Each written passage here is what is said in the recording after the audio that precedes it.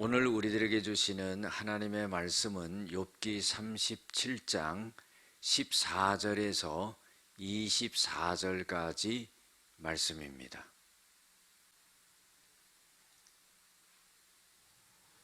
욥이여, 이것을 듣고 가만히 서서 하나님의 오묘한 일을 깨달으라. 하나님이 이런 것들에서 명령하셔서 그 구름의 번개로 번쩍거리게 하시는 것을 그대가 아느냐? 그대는 겹겹이 쌓인 구름과 완전한 지식의 경이로움을 아느냐?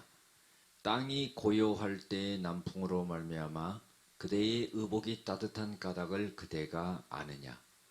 그대는 그를 도와 구름장들을 두들겨 넓게 만들어 녹여 부어 만든 거울같이 단단하게 할 수 있겠느냐? 우리가 그에게 할 말을 그대는 우리에게 가르치라. 우리는 아도나여 아뢰지 못하겠노라. 내가 말하고 싶은 것을 어찌 그에게 고할 수 있으랴? 삼켜지기를 바랄 자가 어디 있으랴? 그런즉 바람이 불어 하늘이 말끔하게 되었을 때 그 밝은 빛을 아무도 볼 수 없느니라. 북쪽에서는 황금 같은 빛이 나오고 하나님께서는 두려운 위엄이 있느니라. 전능자를 우리가 찾을 수 없나니 그는 권능이 지극히 크사 정의나 무한한 공의를 굽히지 아니하심이니라. 그러므로 사람들은 그를 경외하고 그는 스스로 지혜롭다 하는 모든 자를 무시하느니라. 아멘. 오늘은 전능자의 두려운 위엄만 부각하는 반쪽 신앙이라는 제목으로 함께 은혜를 나누고자 합니다. 엘리후가 욥에게 하나님에게 대해서 이 모양 저 모양으로 다 말을 합니다. 그런데 하나님에 대해서 말할 때 우리가 꼭 알아야 될 것은 뭐냐면은 하나님은 심판의 하나님이라 이렇게 두려운 하나님으로만 알고 있으면 안 된다는 겁니다. 하나님은 사랑의 하나님이다 하는 것을 먼저 알아야 돼요. 그 사랑 안에 심판이 있다 하는 거죠. 예를 들어서요, 부모가 자녀가 어렸을 때 말귀를 알아듣지 못하면 매를 댑니다. 그러면은요, 그 매를 대는 것은 그 자녀를 사랑하기 때문이죠. 매를 댔을 때 자녀는 두려워합니다. 부모를 두려워하지요. 그렇게 인식을 합니다. 그렇기 때문에 매를 대고 난 다음에는 반드시 끌어안아서 부모의 사랑을 깨닫게 해줘야 된다는 거죠. 어떻게 보면은 엘리후는 욥에게 대하여서 하나님을 두려운 하나님으로만, 심판하는 하나님으로만 그렇게 좀 많이 부각하는 경우가 있는데, 우리는 하나님이 사랑의 하나님이다 하는 것을 먼저 알아야 되고, 또 하나님의 심판과 징계는 그 사랑 안에 있다 하는 것을 전제적으로 알아야 됩니다. 그래서 욥이요, 하나님의 오묘한 것을 깨달아라 하는 것이에요. 15절에 보면은요, 하나님이 이런 것들에 명령하셔서 구름의 번개로 번쩍거리게 하시는 것을 그대가 아느냐. 그러니까 하나님이 구름 사이에서 번개를 치시고 하는 것을, 그 놀라운 그 전능하심과 오묘함을 너는 알 수 있겠느냐 하는 거예요. 이건 뭐냐면은 하나님이 하시는 그런 일의 원리와 뜻과 섭리 것을 너는 다 알 수 없다 하는 거죠. 그런 것을 통해서 뭐예요? 너는 미약한 존재고 너의 의로움을 드러낼 수 있는 존재가 못 된다 하는 것을 말해주고 있는 겁니다. 16절에 보면 겹겹이 쌓인 구름과 완전한 지식의 경이로움을 아느냐. 자, 이거는 구름이 균형을 잃지 않고 둥둥 떠다녀 가는 것을 표현한 거죠. 땅이 고요할 때 남풍으로 말미암아 그대의 의복이 따뜻한 까닭을 아느냐. 남풍이 불어가지고 따스함을 느껴요. 그게 어떻게 된 건 줄 아느냐. 그거 다 하나님이 하신 거다, 이런 말을 하는 거죠. 18절에 보면은요, 그대는 그대를 도와 구름장들을 두들겨 넓게 만들어 녹여 부어 만든 거울같이 단단하게 할 수 있느냐. 자, 하늘을 갖다가 놋거울처럼 그렇게 하나님처럼 네가 그렇게 펼 수 있는 능력이 있겠느냐, 이런 말이죠.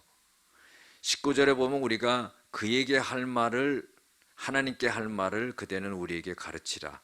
우리는 아도나에 아뢰지 못하겠노라. 욥아, 네가 정직하고 의롭다고 하는데, 네가 지혜롭다고 하는데, 그렇다면은 네 생각을 우리한테 말해라. 그럼 우리가 하나님 앞에 그걸 한번 말해볼게, 이런 거거든요. 이 말은 뭐냐면은 네가 정말로 하나님 앞에 그렇게 아뢰일 수 있는 정직하고 의롭고 지혜롭고 그런 사람이 될 수 있느냐, 이런 질문이라고 볼 수가 있습니다. 20절에 보면 내가 말하고 싶은 것을 어찌 하나님에게 구할 수 있으랴. 삼켜지기를 바랄 자가 어디 있으랴. 자, 이건 뭐냐면요, 하나님 앞에 말하고 싶은 것을 마음대로 자기 뜻대로 막 그렇게 말하다가 하나님이 삼켜버린다는 거예요. 이것은 뭐냐면은 하나님에게 삼킴을 당한다는 거예요. 그렇기 때문에 그렇게 함부로 말할 수 있는 사람이 어디 있겠느냐. 그러니까 욥, 너 말할 때 하나님 앞에 조심해야 된다 하는 것을 엘리후가 깨닫게 해주고 있는 거죠. 21절부터 마지막 걸까지 보면은 하나님을 경외해야 된다는 것을 나타냅니다. 21절에 그런즉 바람이 불어 하늘이 말끔하게 되었을 때 그 밝은 빛을 아무도 볼 수 없느니라. 여러분들, 밝은 빛, 해를 갖다가 눈을 뜨고 그것을, 그 광채를 뚫어지게 볼 수 있는 사람이 없다 이거죠.